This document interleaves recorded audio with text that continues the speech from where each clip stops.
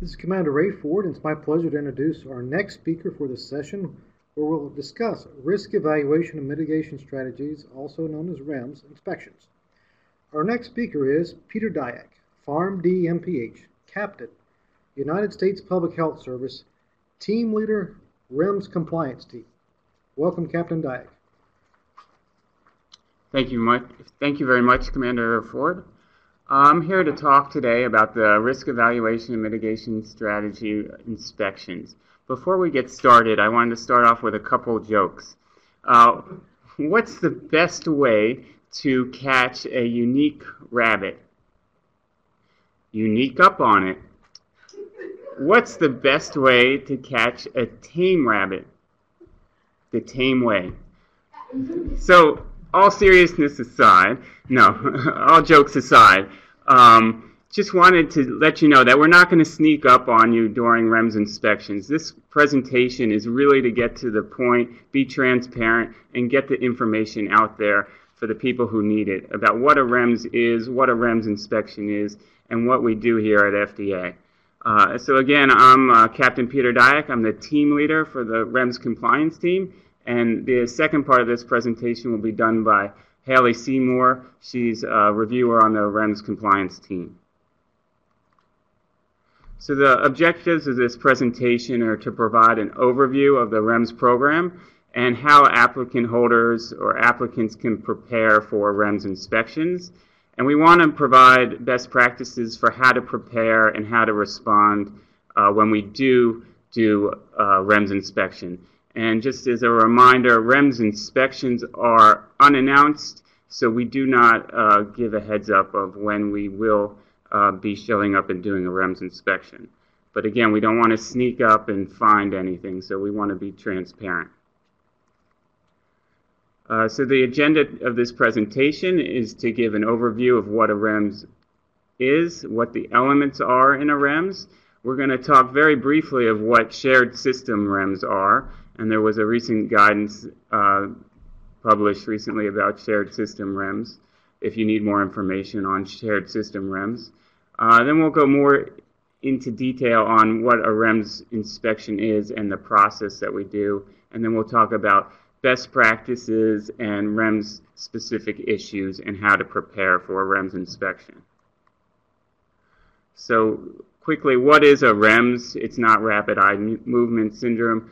It's a risk evaluation and mitigation strategy. The regulatory definition, it's a required risk management plan that uses risk minimization strategies beyond professional labeling to ensure that the benefits of the drug outweigh the risks. Currently, there are 74 approved REMS programs, so not every drug that's FDA approved has a REMS. It's very limited. There are only 74 REMS program that are currently approved. FDA created a new section 5051 that, of the Act that authorized FDA to require a REMS. And the drug and biologic applicant holders actually develop the REMS program. They submit that program to FDA, and FDA reviewers will review and approve the REMS program. So there is some back and forth and negotiation during that process, but it is an FDA-approved program that the applicant holder has developed.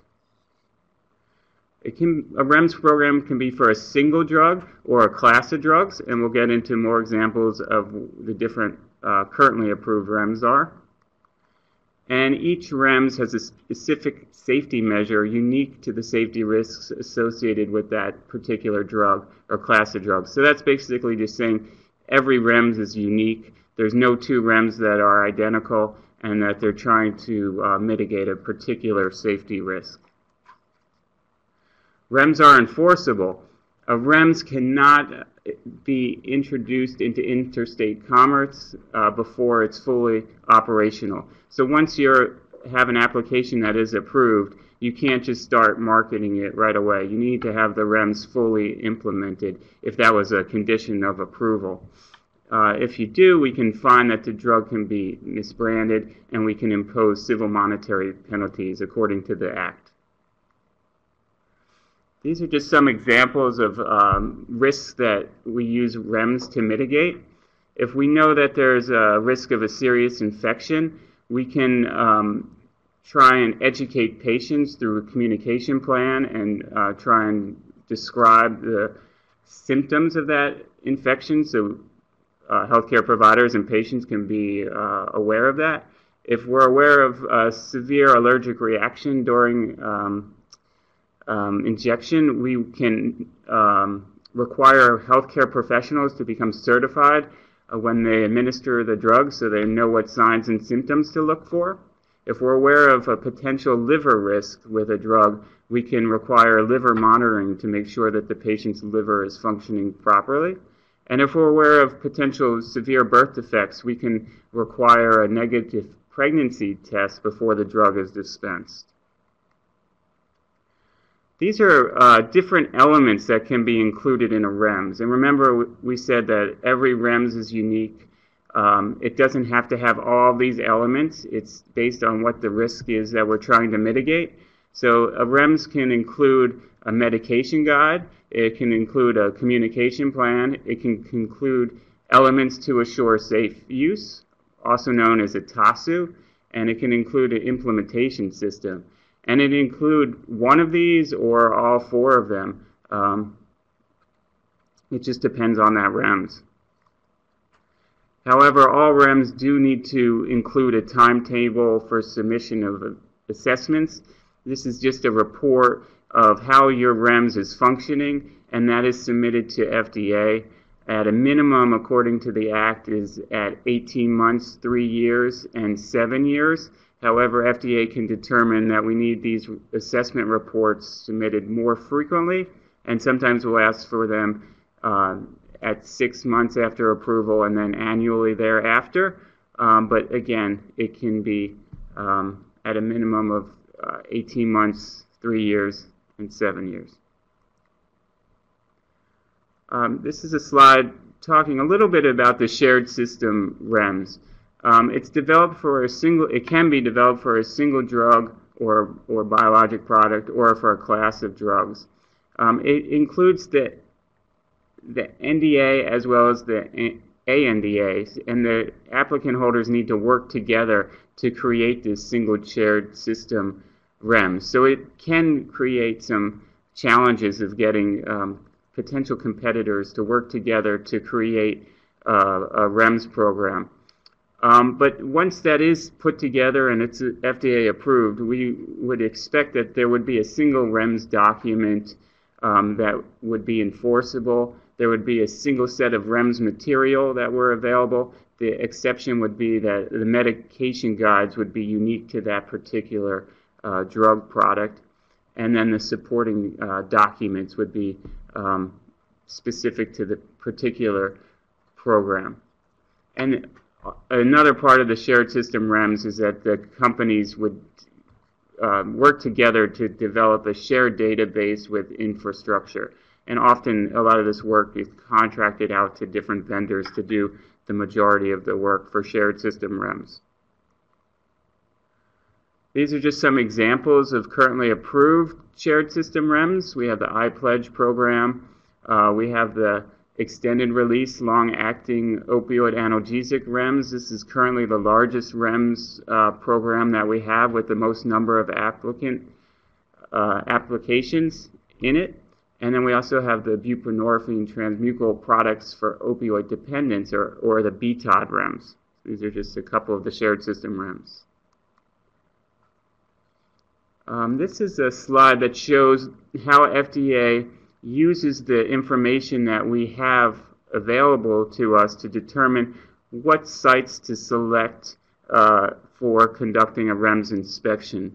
So our team in compliance, we get information from the Office of Surveillance and Epidemiology, Office of New Drugs, Office of Generic Drugs, and an Office of Regulatory Policy. They'll funnel information to the REMS compliance team in the Office of Compliance, and we'll issue the REMS inspection. We're issuing that inspection to the Office of Regulatory Affairs, or ORA, and they will actually be the ones who are on site and conducting the REMS inspection. So ORA and CDER are working together, and we are working together to conduct efficient and effective REMS inspections.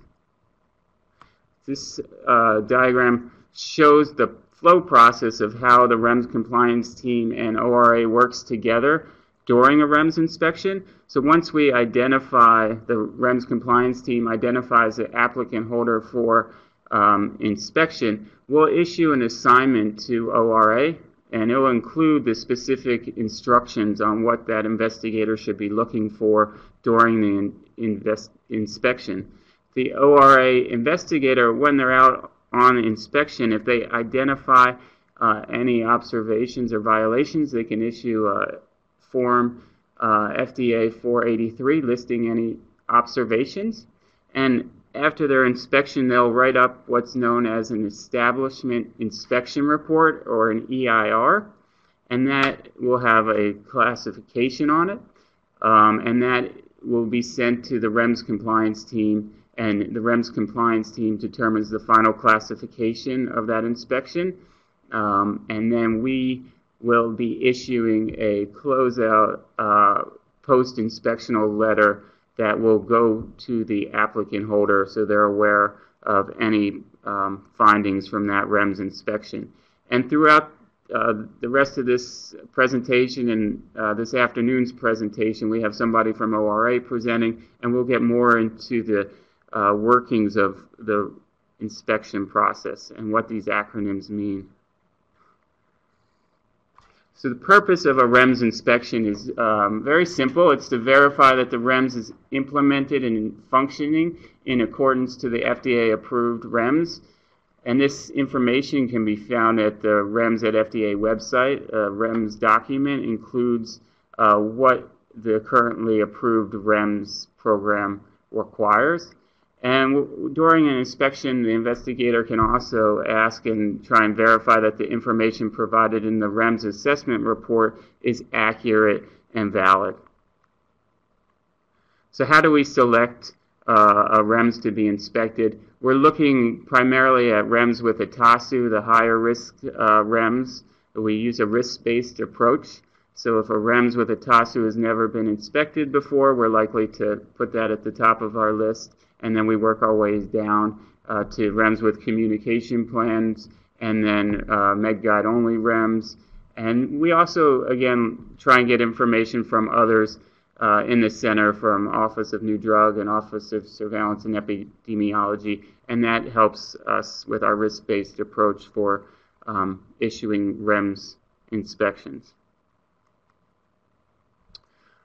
We inspect the applicant holder or the sponsor. We can also inspect the vendor or contractor because we're aware a lot of the work is being done by third parties or the vendors. When we are conducting a inspection at a contractor site or a contractor inspection, it's important to remember that the applicant holder retains the statutory obligation to ensure that the REMS is functioning in accordance to the approved REMS. So similar to this earlier presentation with paid, even though you are contracting out the work, the applicant holder still maintains obligation to ensure that the REMS is functioning as approved. Specific information that we're collecting on a contractor site inspection: we collect a copy of the contract, a list of any subcontractors, a description of the processes and functions performed by the contractor, any records pertaining to the REMS, and any training materials and any standard operating procedures that that contractor site might have. This is a slide that shows the number of inspections that we've conducted by fiscal year. You can see that it averages between 15 and 20 or so, or 10 or 20 inspections per year. And this number has maintained basically normal, consistent through the program. REMS are a relatively new program. It was FADA was approved in 2007, and so we're still continuing to learn from our REMS inspections and trying to improve the process. REMS inspection classifications. Classification of REMS inspection, it can be no action indicated. When we're out on inspection, the investigator might find no objectionable conditions or practices. They can find finding of voluntary action indicated, or VAI, objectionable conditions, but not at the threshold to take regulatory action. And then an official action indicated, or OAI, the investigator did find significant objectionable conditions found and regulatory action was recommended. I will give you some insight that the majority of REMS inspections have had findings of NAI or a few VAIs. We're aware that there's a lot of negotiation and working between the center and the applicant holder during the approval process and in producing those assessment reports. And we feel like that's helping the REMS program being conducted according to the approved REMS document. General information that we collect on inspection, we want to know when the REMS was operational and the date that the product launched, because again, the REMS needs to be fully operational before you can introduce your drug into interstate commerce.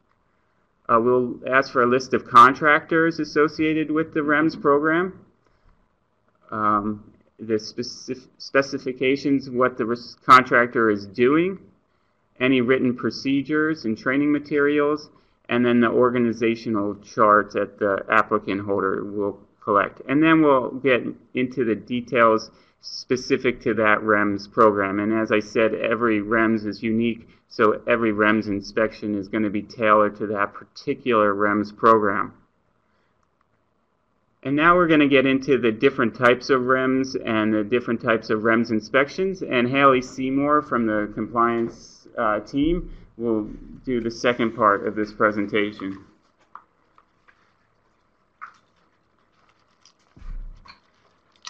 Hi, my name is Haley Seymour, and I'm going to continue and speak about the different aspects of REMS inspections.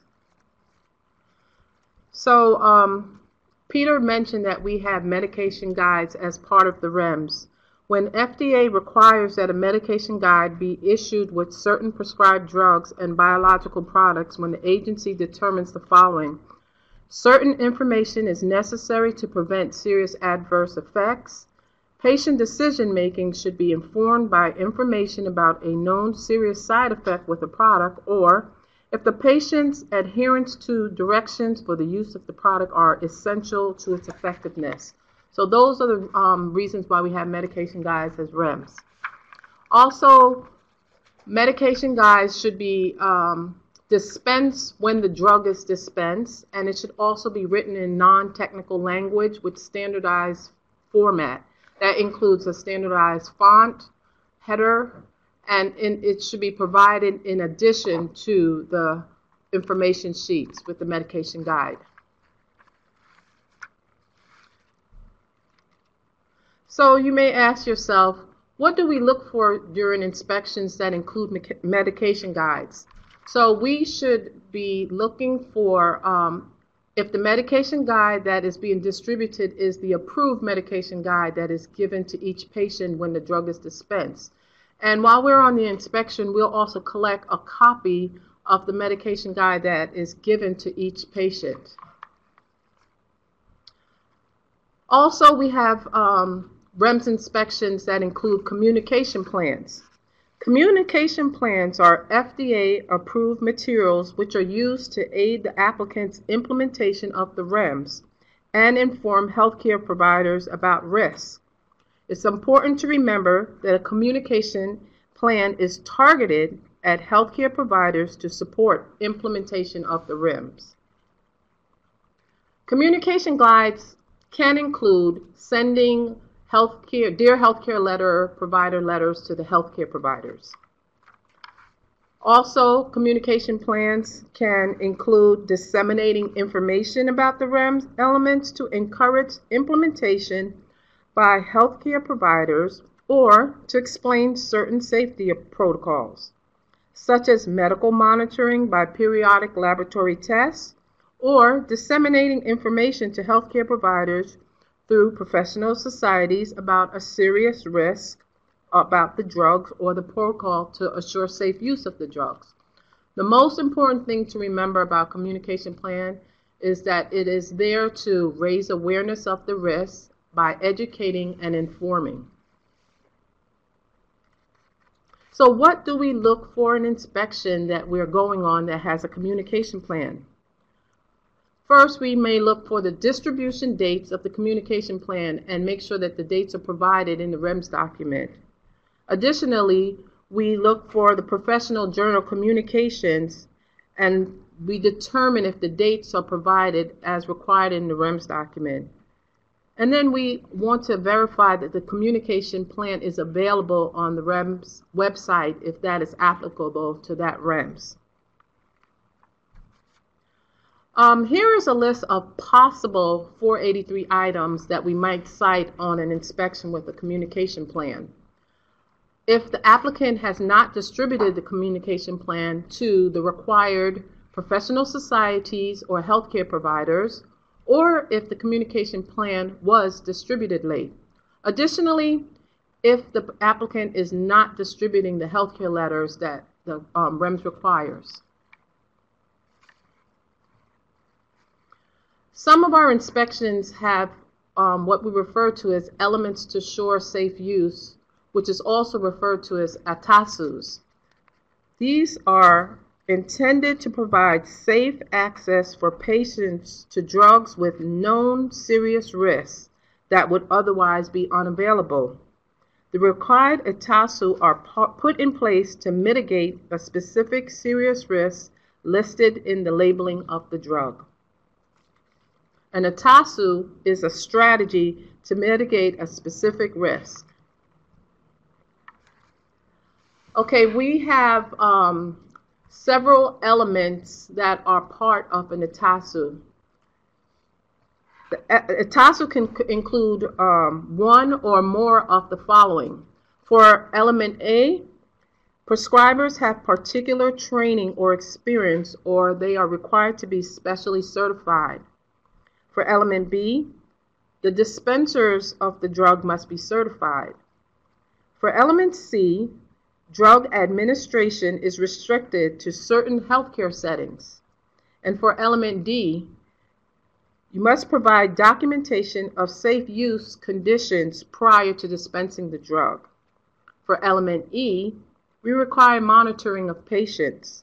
And then for element F, there must be enrollment of patients in a special registry. First, I'm going to talk about element A. Element A refers to prescribers having particular training or experience or that they are specially certified. An example of a REMS with element A is the ERLA opioid analgesic REMS, and that REMS has an education program for prescribers. The Quasimia REMS has a training program that is required. And finally, the Caprelsa and isotretinoin REMS require that they must be specially certified. So you may be asking yourself, what do we look for in inspections that include element A? On those inspections, we make sure and verify that the number of healthcare providers have received training and that their certification is documented. And then we also verify that the documentation of the applicant's activities related to surveillance of the REMS have been put in place. And always we make sure the applicant has addressed or identified any non-compliance that they may have found prior to us getting there.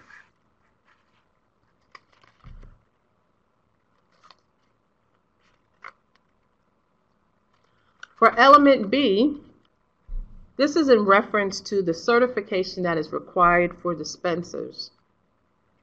An example of a REMS with element B is the clozapine REMS, which requires the pharmacy to be certified. And then the Lemtrada REMS requires that all healthcare settings are certified. So you may want to know, what do we look for during inspections that include element B?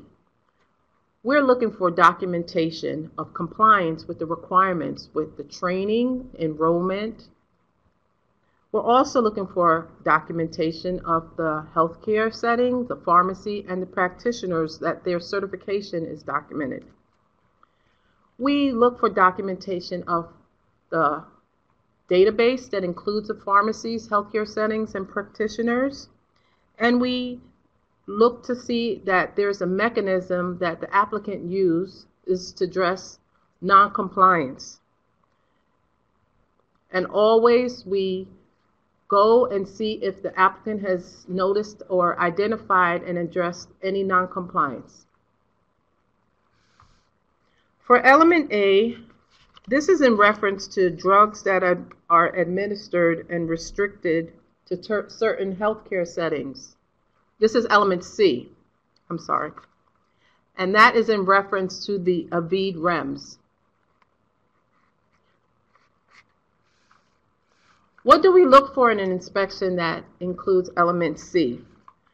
Again, we're looking for documentation. We need to make sure that you have documentation that your drug is only being shipped to certified facilities, and that there is documentation of healthcare settings and wholesalers and distributors with their enrollment process. Ideally, we would look to see if there is any activities related to compliance with the REMS program, and if you have found any non-compliance issues and have addressed them. Element D is in reference to documentation of safe use conditions that are used prior to dispensing the drugs.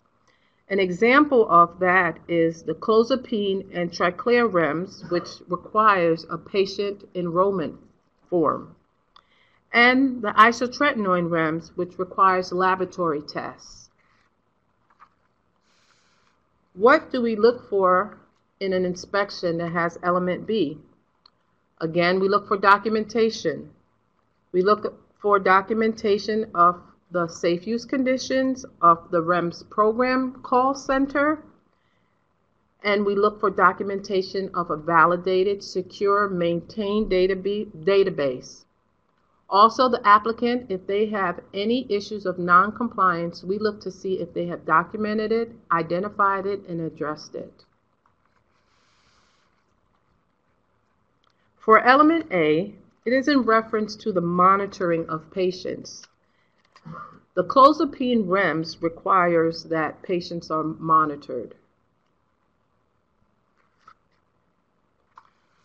What do we look for in an inspection that includes element E? We look for documentation of monitoring based on the approved REMS, and the pharmacies, practitioners, and patients in healthcare. If there's any non-compliance, we need to see documentation of that. And if the applicant has addressed, identified any non-compliance in their program, that should be documented prior to us coming out to your inspection. Finally, element F. Element F refers to enrollment of certain patients in a registry. The isotretinoin and mycophenolate REMS both require a pregnancy registry. On inspections that require a registry, we are going to verify that the registry is in place and all the patients that are enrolled are in the registry. Again, we are going to look for documentation. If you have identified any non-compliance, we need you to address it and provide documentation of it. Finally, we have inspections that include implementation systems, and these inspections refer to element B, which is the certification of dispensers, element C, which is in reference to the drug administration restricted to certain healthcare settings, And then element D, documentation of safe use conditions prior to dispensing. These may include a system through which the applicant is able to take reasonable steps to monitor and evaluate implementation of these elements.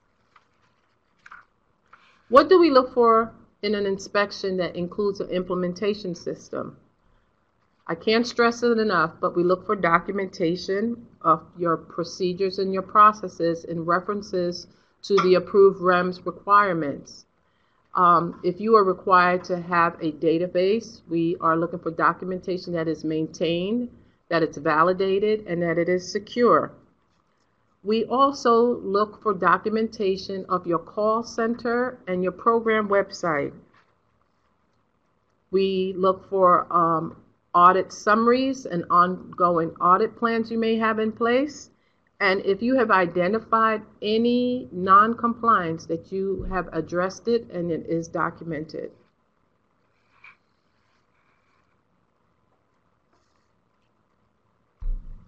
So, after we're at your inspection, you're probably wondering, what kind of possible enforcement can we take? Well, we have the ability to seize your drugs subject to the REMS requirements. We can issue an injunction, or we have civil monetary penalties.